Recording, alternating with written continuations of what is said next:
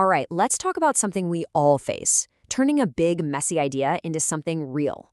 Today, we're going to unpack a super powerful framework that helps you do just that, tame the creative chaos and actually make an impact. You know that feeling, right? You get this amazing spark for a new project. You're all fired up, but then, what's next?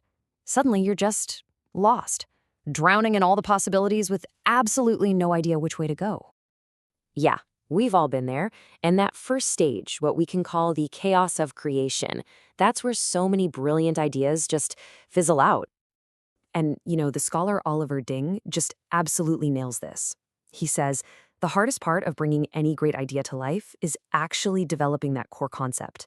Because let's be honest, the path from that initial spark to a finished thing is never, ever a straight line. It's this messy, winding road of connecting dots, building things up, and tearing them down to refine them. But what if you had a map for that messy territory? A way to actually see where you are in the process and, more importantly, where you're going? Well, that's exactly what we're going to give you today. This is really the heart of Oliver Ding's work. The whole point is that the creative process doesn't have to feel like a complete shot in the dark.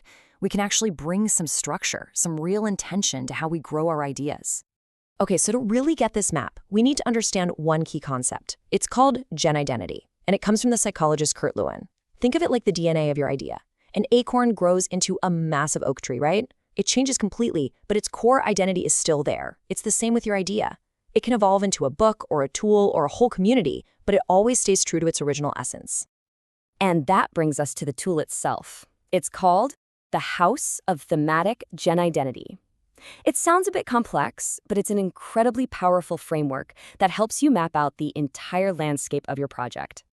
All right, so like any good map, this one has a legend. We need to know how to read it, and it's basically built on two core parts: a vertical axis that we'll call altitude, and a horizontal axis for landmarks. Let's start with that vertical axis, the altitude. This is all about how abstract or concrete your idea is at any given moment. Think of it like flying in a plane. At the very top, you've got this super high-level, philosophical, big Y view of your idea. As you descend, it gets more and more concrete, all the way down to the ground level, how it actually shows up in everyday life. So this axis is basically tracking your idea's level of abstraction. Okay, now for the horizontal axis. This shows us the landmarks. These are the different ways you can make an idea tangible, make it real, and there are three main ways you can do this. First, you can make it symbolic. You give it a name, a term, a logo. Then you can make it instrumental. You turn it into a tool, a framework, something people can use. And finally, you can make it practical. You build it into a routine, a workshop, or even a whole community. Okay, so now let's put it all together. When you combine those 6 levels of altitude with the 3 types of landmarks, bam, you get the master map.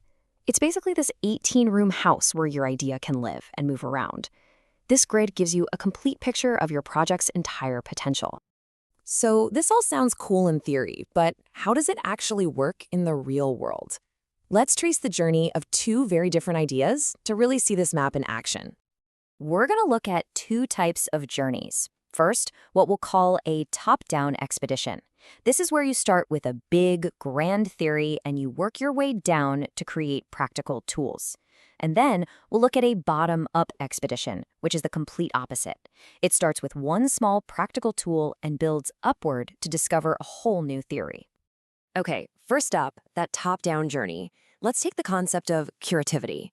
It started way up at the top as a big picture meta-theory. From there, it journeyed down the map, it became a specific theory, then it was translated into a framework, and eventually it became a practical tool people could use in their everyday lives. A perfect, classic example of a theory-first approach. Now, let's flip that completely on its head and look at the opposite journey. The idea of the thematic space started way down at the bottom as just a simple, concrete tool. But as more and more people started using it, something amazing happened. It started moving upward.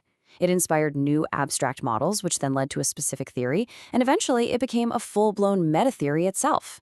It just goes to show how one single tool can spark a whole revolution in thinking. Okay, so this is all really interesting, but what does it mean for you? Well, this map is essentially your personal blueprint for any creative project you're working on. Think about it. With this map, you can pinpoint exactly where your big idea is right now. You can look back and see the journey it's already taken. But the most powerful part? You can look at all the adjacent rooms on the map and strategically decide, okay, what's my next move? This is how you stop wandering around in the chaos and start creating a clear, intentional plan. And hey, one really important thing to remember, the goal here isn't to fill out the entire bingo card. You don't need to visit every single room in the house.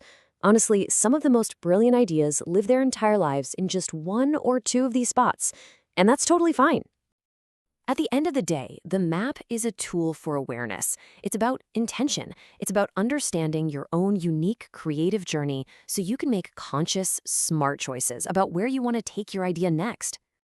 So take one last look at this map.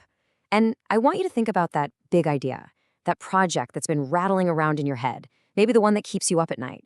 Can you place it in one of these rooms? Where is it living right now? What territory is your big idea exploring?